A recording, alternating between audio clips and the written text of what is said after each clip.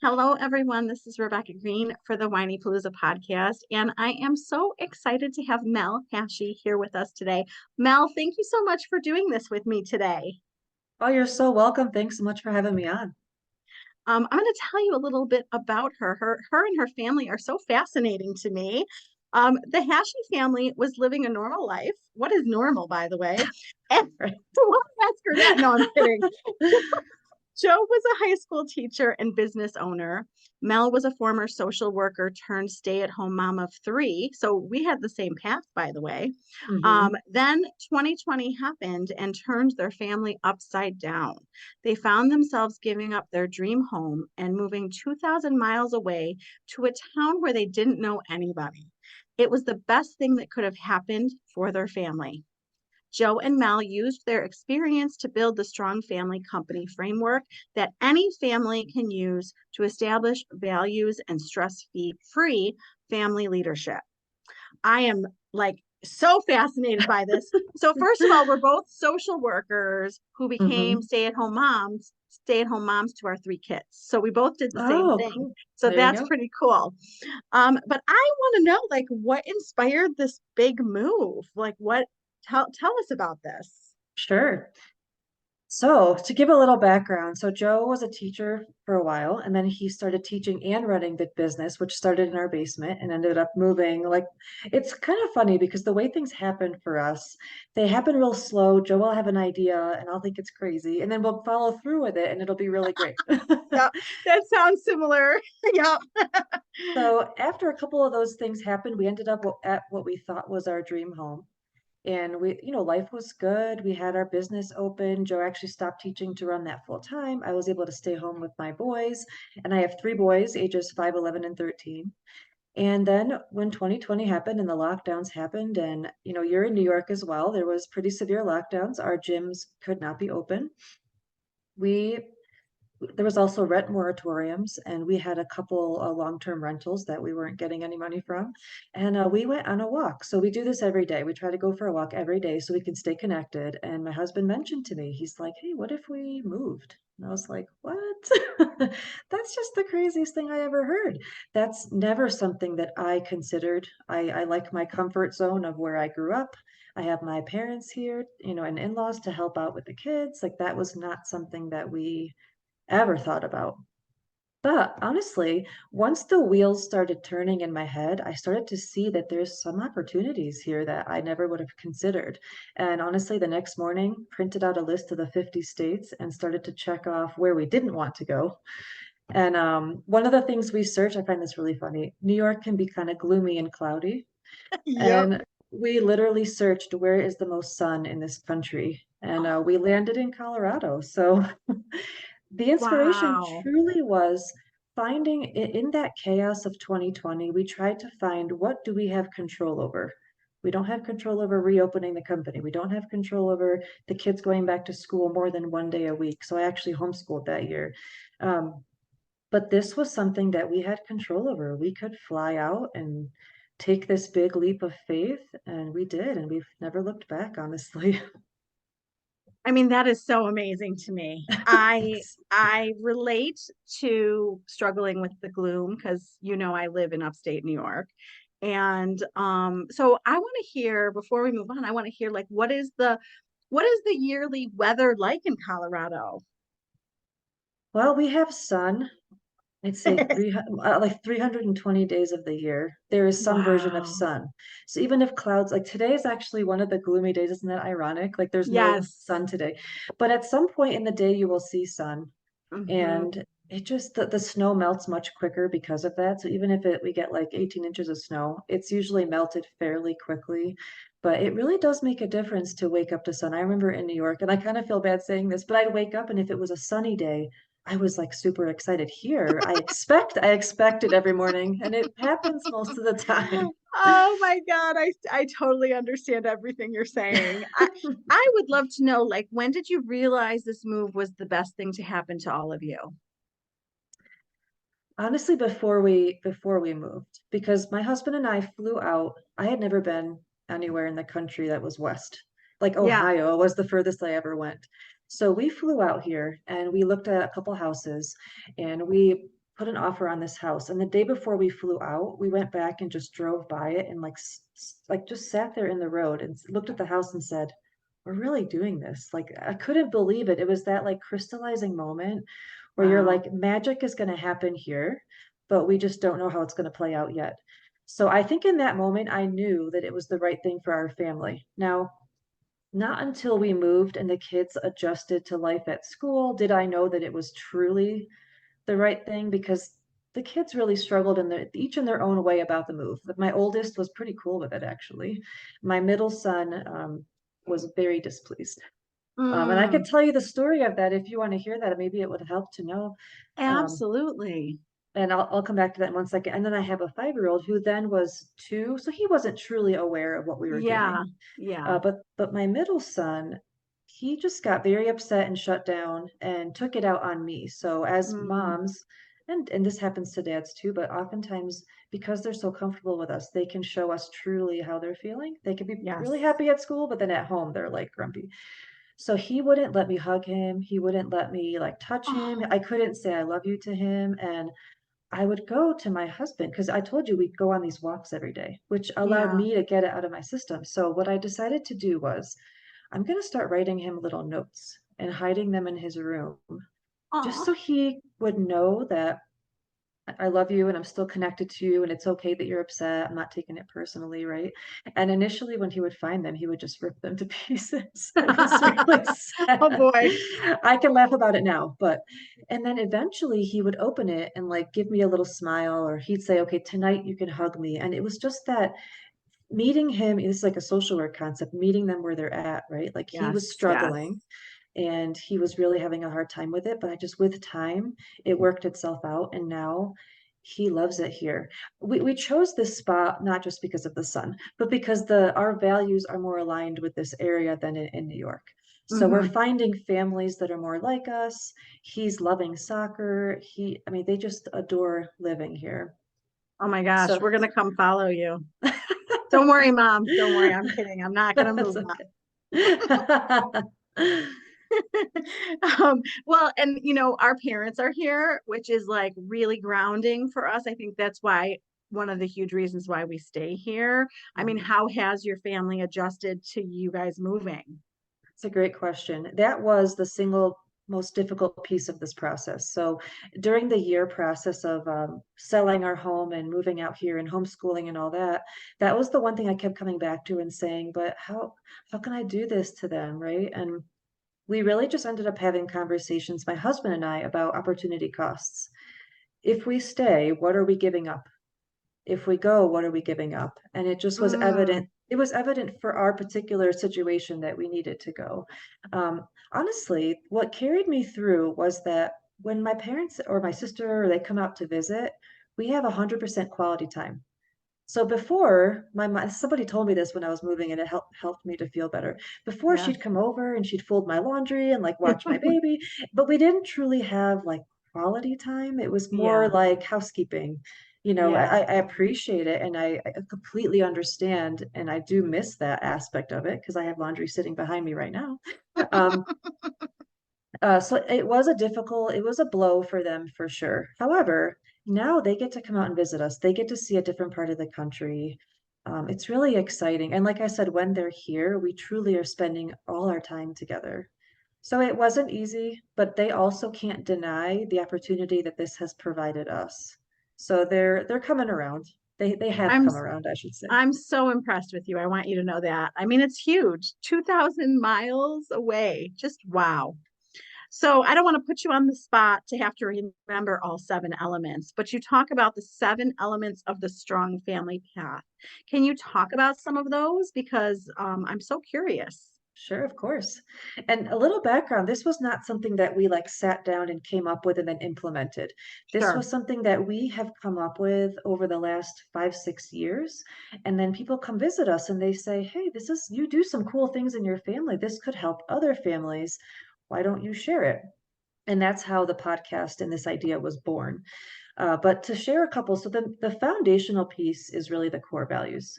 So a lot of our ideas come from business. My husband's an entrepreneur. He has gone to so many businesses trying to figure out how they tick, how they work, and the ones that do well are the ones that have core values and a mission statement and actually Mm, make decisions based on those things. They don't just live on a wall. They truly live in the employees' hearts and how the company moves forward. So we had decided to apply that.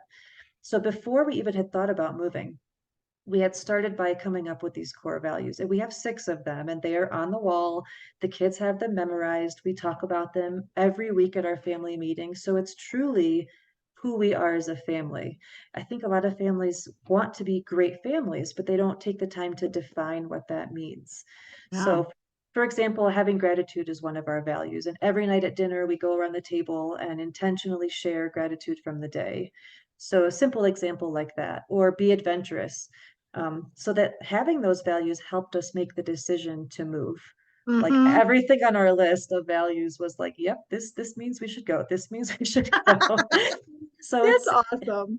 in those emotional moments, it's hard sometimes to think rationally. So the core values ground you. Like, okay, this is what we're Mm, about. We need to make choices based on what we're about, not just based so on good. feelings, right? Yes. So truly, having core values set for your family is the foundation for all the other pieces of the path. So that's a really good piece. And since I mentioned the family meetings, meetings Yes. traditionally sound kind of like blah. Nobody wants to go to a meeting, right? But we feel like the kids need to be part of a high functioning organization at home. Eventually, they're going to go out into the world, work at companies, or even work for themselves, whatever the case may be. We want to be an example of how a highly functioning organization works at home. So we started doing these meetings, and we start out by everybody in the family sharing how somebody in the family or themselves has embodied a core value. Mm. So if I did something like when we first started the podcast, it was a huge personal development for me. That's one of our values to even do this. I've never been in front of a camera before and shared this kind of thing. So we always want to go around and make sure that we're identifying like this is how we're living out the values every week. And then we go into discussion topics, which is a really powerful part because anybody can bring up a topic and the kids have a say. They feel valued. They get to present whatever's on their mind. And more often than not, they come up with the solutions. So if we say to the kids, hey, you guys have been using your computers a little too much lately, for us, success looks like you being on the computer an hour a day, whatever. How are we going to make that work? And then the kids come up with the solution. So they have buy-in. They're part of like I said, they're learning how to communicate clearly. I mean, how often do people go to a meeting and never get to speak their mind, right? Very true. So that's a really great part of the meeting. And then we do trying to run through the whole process. Oh, we give each other tough truths if needed. So we've Mm. created this culture in our family where it is safe to tell someone a criticism, but only from a loving perspective. Like we're not criticizing you to be annoying. It's to say, Yes. like, for example, my son got braces and he started to be kind of sheepish in how he was talking. We couldn't understand him. And out of love, we said, we noticed this about you. We really want you to work on it. And then this is said in front of everybody else. Now, there's some tough truths that should be said in private, of course. Sure. But the powerful thing is they get to give us tough truths too, us being my husband and I. Yes. So my son called my husband out and using his phone at the table. And he's never done it. He's never done it since then. Because my husband could say, hey, I'm working, you don't understand, I'm so busy. Yes. So they are heard and we actually follow through on what they say as well. And then we go around Amazing. and give each other compliments. So everybody gives everybody a compliment at the table. And we end with like a firm handshake, or I like to give hugs. So we're raising 3 boys. So we want to raise them to be strong men, right? So we end with that handshake. Yes. But I always try to squeeze in a hug too. Oh, I love that. And you do this, what do you do this once a week or Yes. So our goal is to do it every week, and we do it during our Friday family dinner. So we just like stack it on top of something we're already doing because it's difficult yes. to find time otherwise. Yeah. Every Saturday at our family dinner. Do they and they buy into it? They do. They actually call us out if we don't do one. I So love we've this. we've certainly missed it because sometimes they have something they want to talk about. My 13-year-old Yeah. wants to earn some money and he has a list of ideas and I'm like, you got to bring it to the family meeting so we can all talk about it. And so they're excited to be able to present whatever they want to talk about. And who doesn't want to get a compliment? Who doesn't want to Oh, I love spend that it. time, right? So we all look forward to it. That's wonderful. And you're Thanks. teaching them how to sit in a meeting. Exactly. Even the 5-year-old. I mean, people will ask us, like, what age do you start these things? We started around age 3 for our youngest, and he Mm, would just sit at the table and color. He doesn't necessarily participate vocally, but he's in the room. He knows he's part of the deal. We give him compliments, and if he's in the mood that night, he'll pass out some compliments too. And I will ask him, "Do you have something you want to talk about?" So we make sure to include him because you're never really too young to have them be part of that system. Yeah, there's no magical age. absolutely. And they absorb so much more than we think they do. Oh, yeah, especially from the older siblings. Yep. Yes, they're listening to everything. When we think Mhm. they're not listening, they're listening. Well, I have a cute little story about that. So another part of the path is goal setting. So we Yes, go through and that was my next oh, question. was it? Okay. You're awesome. Yes. You're So following my agenda. I'm so glad. So we set individual goals for each person in our family every year. We actually do it in the form of drawing pictures, and then we hang them on the wall so we could see them visually. I love visuals. Yes. And then every week at our family meeting, I forgot this part, we set a weekly commitment. So let's say my goal was to read 10 books this year. My commitment for that week might be, okay, I will read 10 minutes a day. And that's my goal for that particular week. Because oftentimes we set these big goals, but we never stop and actually say, what am I going to do today to take a step forward? Instead, we think, oh, okay, next month I'll start doing that or whatever. And then it just never True. happens. So at our weekly family meeting, my littlest set the commitment of doing like 10 squats every day. Just he wants to be tougher, right?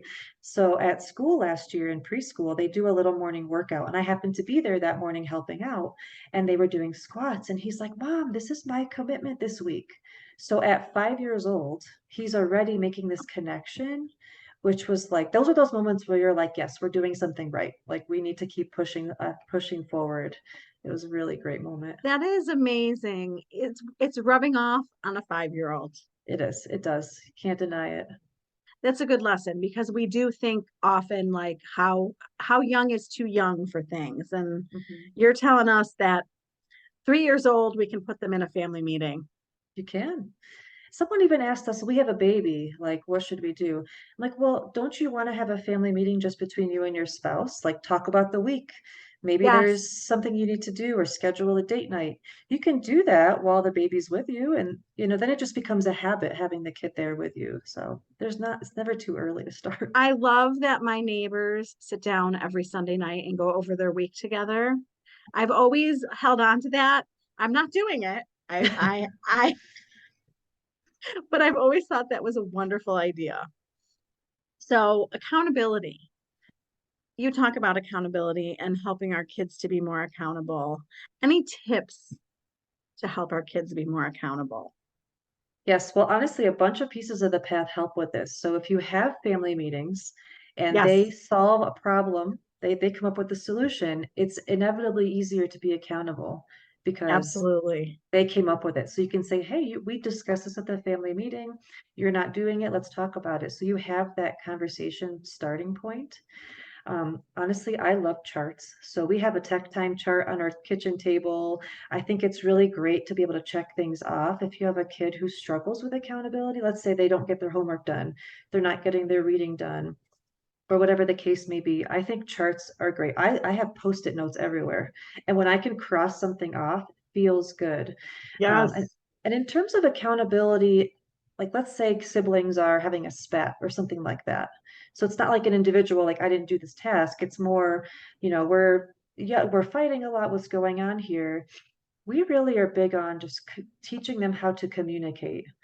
So if I notice well, let me go back one second. There's a piece of the path called relationships within the family. So we Mm. are a big family unit, but we're also many small units within that sibling relationships, parent child, parent parent, so once you become aware of all those different relationships, you can nip a lot of things in the bud. I can notice, like, hey, my older two seem to be kind of on edge lately. What's up with that? And then I can sit down and have a conversation with them before things blow up. And I actually use a technique that my husband and I learned before we got married in like our pre-marriage counseling. It's called You Have the Floor, and I just love this. So the first person, and actually you can hold a piece of flooring, so you literally have the floor. You'll say to the one kid, you'll say, okay, well, please explain what happened. Help me understand what happened. They get to explain. Then the other kid gets to ask questions and then they get to clarify. Like, that's not how I saw it. Can you please clarify this piece of it? Then once the first person feels totally heard, they move the floor to the other person. Now it's their turn. Here's my side of the story, because as all parents know, there's always more than one side to a story. They get to share their side of the story. Person A kind of repeats it back, and then person B can clarify. And from there, a lot of times things can resolve. Oh, wow, that was a misunderstanding. Or you have to come to some kind of compromise. But it comes back to accountability. We're not here to blame each other. We need to be accountable for what piece we had in the matter. And these things do take time, these things do take patience, but I always have the mindset of I'm raising adults. They're not Mm. going to wake up and be an adult one day and know how to do these things. So I try to see opportunities throughout the day. It's so interesting because I hear parents say to me all the time, just let them work it out. Just let them work it out. And I totally understand why they're saying that, but I often listen and realize that maybe they haven't been taught the skills. Hmm, So I love what you're talking about because we're teaching them skills to use that then they can take and they can work it out themselves after they have the exactly. skills, right? Yes. You're exactly right. This reminds me, my husband does this thing in business. Uh, and I don't remember the exact acronym, but you have to show the person how to do a task. You watch them do the task, and then you can have them do it independently. So I love what you said. If the kid was never taught how to communicate, how can you expect them to just figure it out? Some kids might be more astute than others, but I don't want to leave it to chance. Well, yeah, and it's like we teach them math, we teach them English, we're teaching them all these things. Like let's teach them communication and problem solving. Yes, you'll get Yes. very far with those things. Yeah. Exactly. Well, so you have a term that I am enthralled with that I can't wait to hear about. You say that we can be an emotional ninja. Can you tell me? I mean, like, I love that concept. Can you tell me what that is? Sure. So an emotional ninja, no, that's really funny. We want our kids to be emotionally intelligent, essentially. So it starts out when they're real little, and a lot of this comes from my social work background. Kids are not born knowing how to identify their feelings. They learn it when you say, "Oh, you're smiling, that means you're happy." Like we just kind of reflect it back to them. And Yes. even recently, my kindergartner has been saying that he's scared, but truly, I think he's nervous. So like trying to fine tune, like this isn't actually scared, this is actually what it feels like nervous feels like. So trying to like fine tune and find those distinctions and help them to make sure they can identify feeling states. And then once you get good at that, you're not as impulsive. So we're always trying to move from like, here's where the feeling stuff is, but then what can we do about it? What's the actions we can take? How can we problem solve? So that ninja word is because kind of like a tough word, like I can be in control of what's going on with my feelings. I love that. I was like, this is the best. I got to hear about this. And teaching them to be an emotional ninja, I think they'll like that terminology too. They do. There's like a lot of buy-in when you bring in ninjas or superheroes or whatever. They like that a lot. So you are very good at helping busy parents with time management skills. Can you help everybody listening with time management? A lot of what we do is starts off with self-reflection. So you can't really make progress if you don't know your baseline right now. So if I really took a week and I wrote down everything, how I spend my time, you will find gaps. Everybody's saying, I don't have time, I don't have time. And I think this came recently, this really started to make sense to me because my husband will go to my son's practice. Two of my kids are playing sports right now, and he'll walk the track for an hour while my son practices, while other parents are just sitting in their cars looking at their Yes, phones. yes. So now maybe some of those parents are actually working. You know what I mean? I'm not going to say that all of them are just sitting there, but this is what I'm talking about. Like you have an hour here that you're scrolling Facebook or maybe you're texting a friend or whatever, but you could be using that time in another way. So I think step one is like, how am I using my time? Because Love that. it's really, really busy. We have to be very honest with ourselves. I mean, I think we all get trapped in looking at our phones and all of a sudden an hour goes by and Yes. we want to be good role models to the kids. My kids don't have phones yet, but they see us using ours and there is that like angst, right? Like, when do I get to have one or whatever? So really the step one is figuring out how you use your time now. And a lot of step two is selflessness. So I'll give you an example. So in the evening, two of my kids will go downstairs, the youngest and the oldest, and the middle one, the last month, has stayed upstairs to talk with me. And at first, that used to be my time to wash dishes, listen to a podcast. That was like my me time, right? And now I notice that he needs me. So I could say to him, like, hey, this is my time, let's talk later, but when is later going to come? So I think it's really like taking the opportunity as it presents itself. So now I've almost like reshaped it. I'm like, okay, my kid's going to stay up here. I know he is for 10, 15 minutes. And I'm just going to have to manage that because prioritizing him is more important. And sometimes time management also means getting up early. So because I know I will not have time in the evening to myself, I get up half an hour early so that I have that little bit of coffee, um, read a book or whatever I do that's just me without interruption. So I really though think you can't do anything until you recognize like where can I make that change? And if someone says, hey, well, that time I spend on my phone is like my me time, okay, maybe you can use that me time more productively or in a way that really renews you. I never feel better after scrolling my phone for an hour. I usually feel worse. Oh my goodness, that is such a good point. Yeah, I like to get to wherever I'm going early for pickups and get work done in the car. there And you go. people, and right, and I'm listening to you, and I think that car time can be such productive work time for me. Yeah.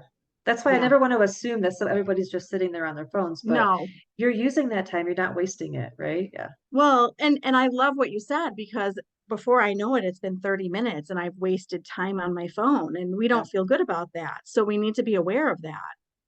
Especially if we're telling our kids, like, hey, don't waste time on your phone. Like, we have to role model it first. Otherwise, Yes. it comes from that place of hypocrisy, which never is comfortable. No, it's not. It's not. I don't like the listen to what I say, not what I do. I don't like that. Yes, That's I'm the same way. And also the whole like because I told you so. Like yes. I don't I understand why people say it, and oftentimes it's like an in the moment emotional response. Instead, I might say if I'm too emotional at the moment, I'll say, I really want to explain this to you, but now's not the time. But then you have to actually go back and explain it. So I try to never say, I told you so. It's not a fair answer to kids who will Mm-mm. eventually be adults and have to understand why we do what we do. Exactly. That was perfect. Well, and you strike me as the most patient parent. I don't know if I'm accurate, but you seem to have so much patience. I mean, can you help give us more patience I appreciate that. It's funny you say that because we just recorded a podcast about patience. about patience? Because recent in the last couple of weeks, each of my kids has tested my patience in Ah, different ways. sure. And I sometimes feel guilty about that. Like one of my kids keeps talking about wanting to buy a go-kart, my 13-year-old. That's all he's talking about. He researches it and that's all he can talk about. And like after a while, you're just like, can we not talk about Pick a new it? subject. Right. So honestly, I think a lot of it is mindset. If you see your kids as people that you are raising to be adults, you have to take those opportunities that when they come to you, and you have to take that opportunity because otherwise it will pass away. So what I mean is my son who wants to hang out with me for those 15 minutes and talk about school when no one else is around, if I decide that that time is not valuable and I just say, well, forget it, I don't have time for this, and my patience is wearing thin because it's the end of the day, he won't come to me anymore. He's not going to come to me when he really needs something. So I try to see beyond the moment. Like if I don't choose to be patient right now, what's going to be the result later? He's not going to come to me or whatever the case Mm, may be. So I guess my key to patience is being super intentional. Like if I don't give him the time of day right now, he's not going to come to me later. And that's more important to me. And another thing with my little one, so he was like climbing all over me at the soccer game because I'm watching my middle son play. And I just didn't have it that day. Like I couldn't split my attention well. So I'm like talking, I'm watching the game. He's trying to get my attention. And I kind of like, I didn't blow up at him, but I was a little bit less patient than I normally would be. So later on, when I was home, I apologized for that. So I think we have to be humble as parents as well. Like, let's say you're not a very patient person. It's okay to be like, hey, to your kid, everybody has different qualities My husband tends to get upset when he's really hungry. Like he just knows that about himself. So I told my son yesterday, I was like, I just ignore him till it's over because I know that's not him being upset with us. It's just like something about him. So when it comes to patience, if you don't have it, it's something you can gain and work on if you have that future perspective. But also, it's okay to tell your kids that. Some people have more patience. I didn't have patience in this moment, and I'm sorry that I responded this way. Can we try again? That's like a therapy thing too, right? Like always being able to come back to it. And we're not perfect. I think it's a mistake if your kids think you're perfect. Oh my gosh, you are so right. And I think that them seeing that we're human and we make mistakes makes them feel better about Yes, them making mistakes, right? I agree. I don't want them to think that I'm perfect. They know I'm not. What do you think the biggest lesson is that your family has taught you? Oh, that my family has taught me. Wow. Probably that this is going to sound corny, that like together we can do anything. Um, Oh, I love that. because honestly, this move was not easy for any of us. It was exciting, but not easy. And I No, was very afraid for my kids. Like, what if we move and they hate it? You know what I mean? Like, that was very scary. But now that we're past that part, I see how their resilience has grown.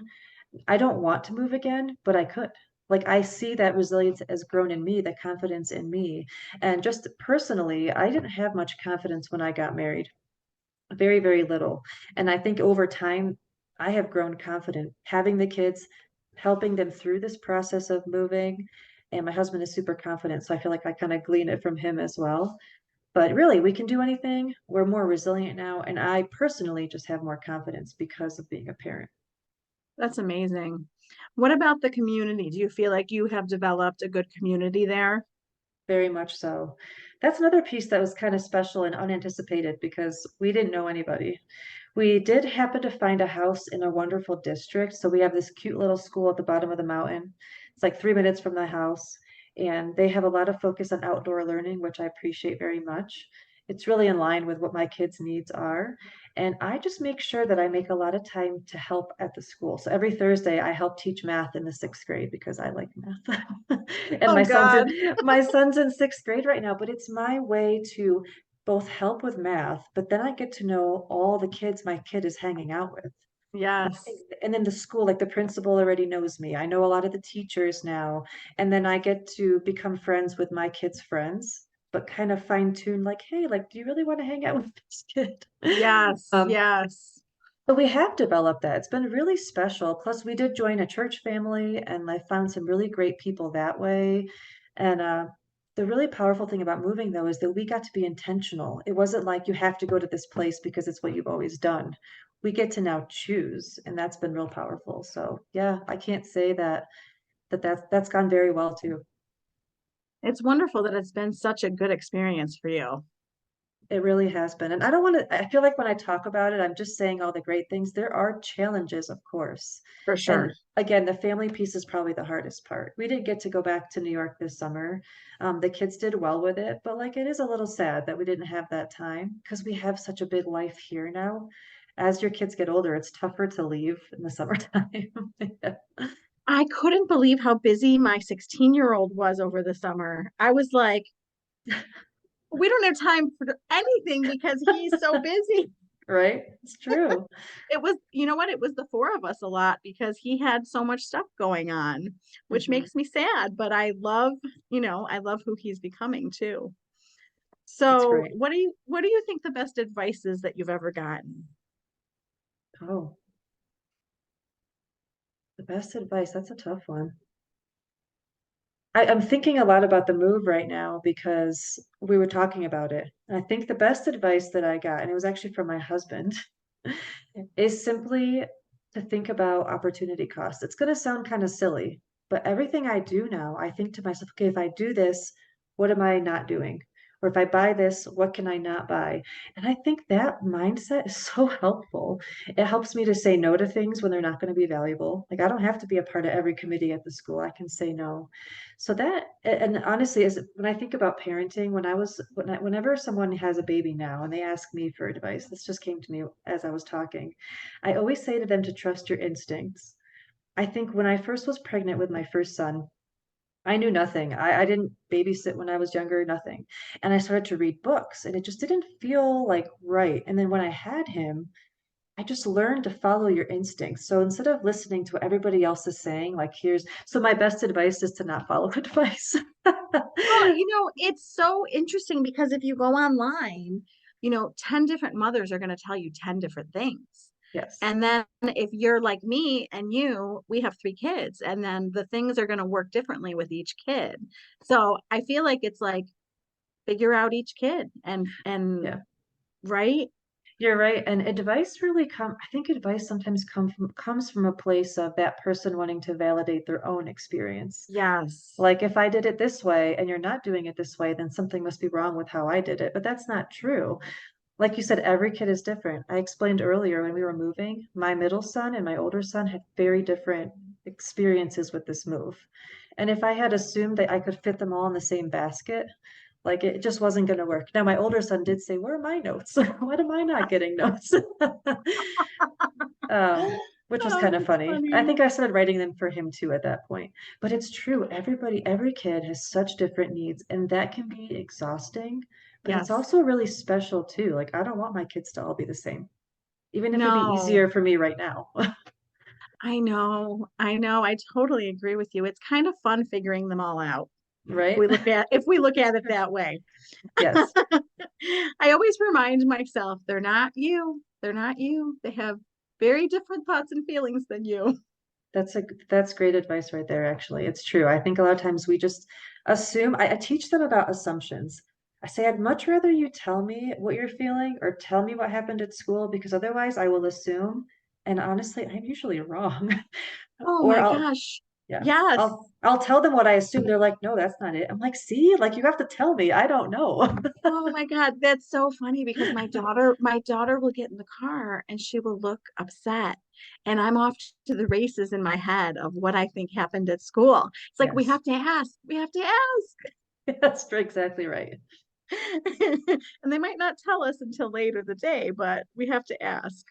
So I could ask you a million questions, and I already have. Is there anything else that you would like to share that I didn't ask you? Oh, that's a good question. I actually would love to talk about the evening debrief part of the path, just because since we're talking so much about communication and patience and opportunity, that's another amazing opportunity. So when I was a therapist, usually the person would sit with me, the client, for like 45 minutes. The last 5 minutes is when they would bring up those conversations that we should have had at the beginning. Yes, So yes, I think we always called that like the doorknob conversation because you're yes. about to touch the doorknob, right? The same phenomenon happens in families, I think. So I noticed at the end of the day, that's when the kids were like, they had their shower, they're laying down on the couch watching a show or whatever. I come in and do like a prayer with them or read them a book. That's when they would bring up those real sensitive topics from the day. And initially I was like, wait, this is like 9 o'clock. Like I want to go to bed. The day is done. My patience is low right now. But I noticed that those were the times that they needed me to listen, sometimes problem solve, but oftentimes just listen to whatever drama happened on the playground. Um, so if we don't make that opportunity every day to give them a chance to speak to us about those things that are in their heart, then again, they're not going to come to us. You're not going to say, well, let's talk about it tomorrow morning. That's not, like you sleep it off and then it's gone.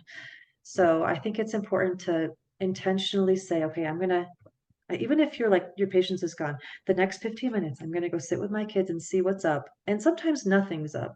And then you're just like, okay, I can go to bed early. And some nights I sit down there with them for like a good half an hour and just hear them out. Because That's I good know advice. I'm investing in this relationship with them. I'm like putting deposits in every night that I speak with Oh, them. So again, if you think about it that way, it's much easier to have patience because you know you're doing a good thing. it's all our perspective because me wanting to go to sleep is not going to help the situation. Exactly. I mean, it's funny because I'll come upstairs and my husband's usually already asleep. So I kind of do the evening debrief part. And if there's something that comes up that they really need their dad, because as they're getting older, I only have boys, they need him more. And I make sure to tell them. But I'll come up at like 9:30 and he's like, wow, I guess some topic came up tonight because you were down there for like half an hour.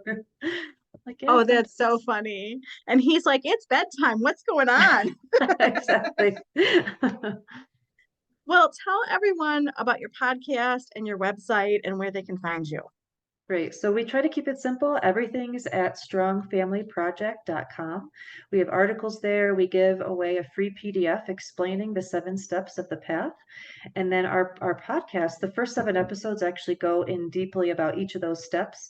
And then after that, we talk about different parenting things, things that are on our minds. We've interviewed a couple times other people, and we're just trying to grow a community of strong families. That's wonderful. Well, thank you so much for taking the time to talk to me today. It was great conversation. Thanks so much. This is Rebecca Green, reminding everyone to spend every day laughing, learning, and loving. Thank you for tuning in to the Whinypaluza podcast. If you like what you heard, please be sure to subscribe so you never miss an episode. While you are there, leave a review. I love to hear your feedback. Thank you so much for listening. Until next time. This show has been produced by Market Domination, LLC. To discover how you can have your own show completely done for you and turn it into a real published book and become the authority in your marketplace, go to www.marketdominationllc.com/podcast offer. Thank you for tuning in to the Whinypaluza podcast. If you like what you heard, please be sure to subscribe so you never miss an episode. While you are there, leave a review. I love to hear your feedback. Thank you so much for listening. Until next time. This show has been produced by Market Domination, LLC. To discover how you can have your own show completely done for you and turn it into a real published book and become the authority in your marketplace, go to www.marketdominationllc.com/podcast offer.